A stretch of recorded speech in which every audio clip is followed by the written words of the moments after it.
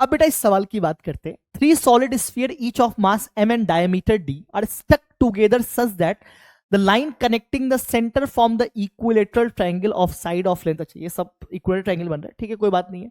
The ratio of I about O, अच्छा moment of inertia about O बिल्कुल यहां से पास कर रहा है, इस इक्विलेटरल ट्रायंगल के सेंट्रोइड से पास कर रहा है वो, ठीक है। और बाई आई ए, अच्छा ए से मोमेंट ऑफ इनर्शिया दोनों का रेशियो बताना है of the system about an axis passing through the centroid about the centroid। बाकी मैं बताऊं इस सवाल को आपको निकालने की जरूरत ही नहीं है। मतलब ये जो सवाल है ये प्योर एप्लीकेशन है किसका, पैरेलल एक्सिस थ्योरम का, जो कि आपको बताता है I about any axis is I C O M plus M D square, where D is the distance of that axis from the center of mass वाली axis, उनके बीच का डिस्टेंस डी है। सर ये कैसे, आप सोचो इस तीनों स्फीयर का जो सेंटर ऑफ मास होगा वो यहीं ओ से ही तो पास कर रहा होगा, वो यहीं से पास कर रहा होगा। अब आपको पता है कि सेंटर ऑफ मास बेटा यहां से पास कर रहा है। आपको अगर मैं पूछूं आइए क्या होगा, तो आप बोलोगे सर कैसी मूर्खता वाली बात कर रहे हो, इसको यहां पे शिफ्ट कर दो। शिफ्ट कर दोगे कितना, इतना डिस्टेंस जो भी है डिस्टेंस, मान लो ये डिस्टेंस x है तो उसमें सर x ऐड कर दो plus M X square add कर दो तो आइए आ जाएगा।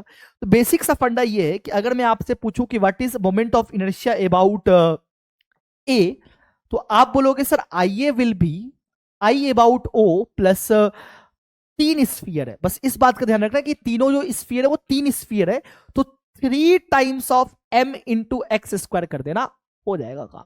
यही आपको करना होगा। अब ठीक है, तो रेशियो अपने को निकालना है, रेशियो निकालना है, हाँ रेशियो निकालना है। तो अपने को क्या किसका रेशियो निकालना है, आई ए बाई आई ओ या आई ओ बाई आई ए। अच्छा आई ओ, तो अपन एक काम करते हैं, ऊपर में आई ओ से पूरे एक्सप्रेशन को डिवाइड कर देते हैं।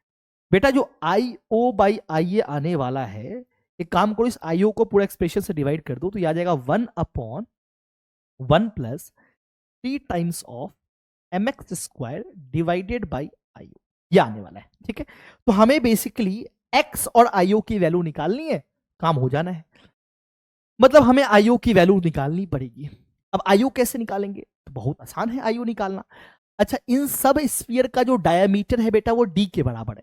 तो डायमीटर अगर डी है तो देखा जाए तो this R plus R is basically 2r which is diameter, यानी कि जो इक्विलेटरल ट्रायंगल बन रहा है उसका जो साइड है बेटा वो डी के बराबर है, ठीक है। पहली चीज तो ये, तो अपन एक काम करते हैं इस इक्विलेटरल ट्रायंगल को बाहर निकालते हैं।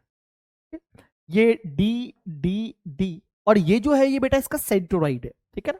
ये अगर इसका सेंट्रोइड है तो किसी एक कॉर्नर से ये वाला अगर अपन डिस्टेंस निकाले तो आपको पता है जो सेंट्रोइड होता है ना वो इस इक्विलेटरल ट्रायंगल को 2:1 रेशियो में डिवाइड करता है। तो height of equilateral triangle is √3/2 into A which is D, और अगर मैं इस सेंट्रोइड का इस पॉइंट से दूरी निकालू विच इज एक्स, तो x will be 2/3 into H and which is √3/2 into D. तो x की वैल्यू बेटा जो आ रही है वो आ रही है √3/3 into D which is d/√3। तो x की वैल्यू d/√3 आ रही है, ठीक है। तो जो x की वैल्यू है d/√3 है। तो मुझे IO निकालना है, तो IO में कैसे निकाल रहा हूं वो आप देखो। एक सिंगल स्फीयर का सेंटर के अबाउट जो मोमेंट ऑफ इनर्शिया होगा सिंगल स्फीयर का वो होगा 2/5 mr²। तो 2/5 m, r इज d/2 का स्क्वायर, यानी कि d²/4 सिंगल स्फीयर का। अब सिंगल स्फीयर का सेंटर के अबाउट मोमेंट ऑफ इनर्शिया इतना है। अगर तुम शिफ्ट करते हो x तो हमें इसमें प्लस mx² ऐड करना पड़ेगा, तो plus mx² which is d²/3 हमें यहां पे क्या करना पड़ेगा, ऐड करना पड़ेगा। ये किसका है, एक स्फीयर का है। और ऐसे कितने स्फीयर है बेटा, 3 स्फीयर है। इंटू 3 कर दोगे ना तो ये बेटा आयु आ जाएगा, आयु यही आ जाएगा। तो अपन इसको सॉल्व कर लेते थोड़ा सा। जैसे आपने सॉल्व किया तो आयु की वैल्यू आ जाएगी md² plus md² plus 3×2 = 6 m, 2 से काट दो इसको, एक काम करो तो यह आ जाएगा 5×2 = 10 और 3/10 आ जाएगा। तो यह आ जाएगा 3/10 md² विच इज 13 md²/10। ये आयु आ गया, ठीक है।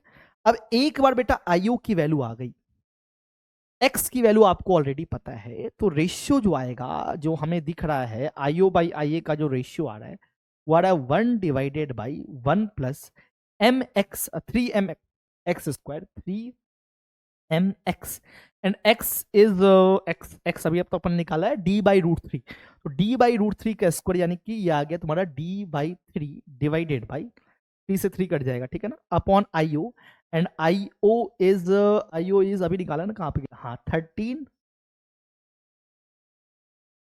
अच्छा d/3 का स्क्वायर, अच्छा स्क्वायर यहाँ पे डी स्क्वायर, हाँ M D square divided by 10, ठीक है। अब देखो कैलकुलेशन, ये कटा यहाँ से एम डी स्क्वायर से, एम डी स्क्वायर कट गया, 10 ऊपर गया तो 10/13 आ गया, तो ये तुम्हारा रेशियो जो आ रहा है, मैं यहाँ सॉल्व कर रहा हूँ, ठीक है ना, यहाँ पे मैं सॉल्व कर रहा हूँ, तो ये तुम्हारा आ रहा है I O upon I A is equals to 1/1 plus 10/13, यह आ गया 13 + 10 विच इज 23, तो यह आ जाएगा 13/23, द रेशियो इज बहुत और आ रहा है, 13/23 आ रहा है, option D is the right answer, ठीक है। ऐसे अपन ने अप्रोच किया, आसान सा सवाल था, ठीक है। चलिए